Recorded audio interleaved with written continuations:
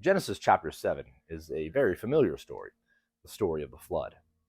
But what we often miss in this story is perhaps the two biggest and important details. We get sometimes caught up in how many animals and how big the ark was, all important things. But I think there's two big things we need to get from chapter 7 here in Genesis.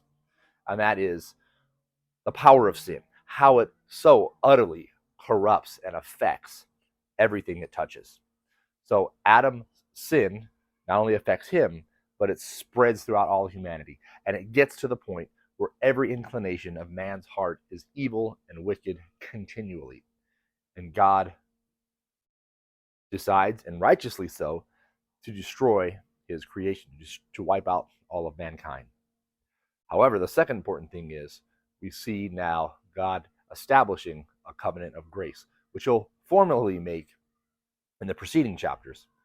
But or not preceding, but the later chapters. But what we're seeing right now, which precedes this covenant of grace that God formally makes, called the Noahic covenant, he begins this process by calling Noah out, and not only Noah but his family.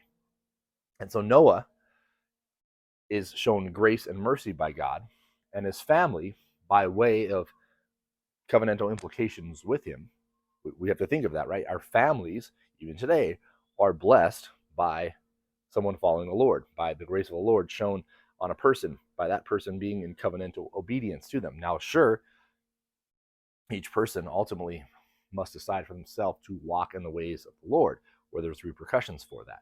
But there is a covenantal aspect to God showing grace to Adam, well, not to Adam, but to Noah. He ultimately gave Adam a covenant not of grace, but of works. So it was a fair covenant. Do this and live. Don't do this and die. Where with Noah, it's simply, I'm going to save you. I'm going to show you favor. Just here's the plans. Just follow it, right? There isn't anything that Noah had to do to earn God's favor. He's simply shown grace. And so as we kind of journey through Genesis, we have to keep that in mind. What Adam lost by disobeying God, Noah is simply not going to restore, but is basically now God's the one that does the work in saving Noah and pulling him from the destruction, from the sinfulness of sin.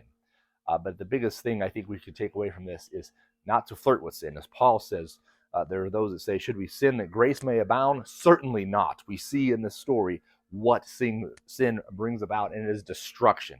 It is death. There is nothing good in it. And only by the grace of God can we be saved like Noah.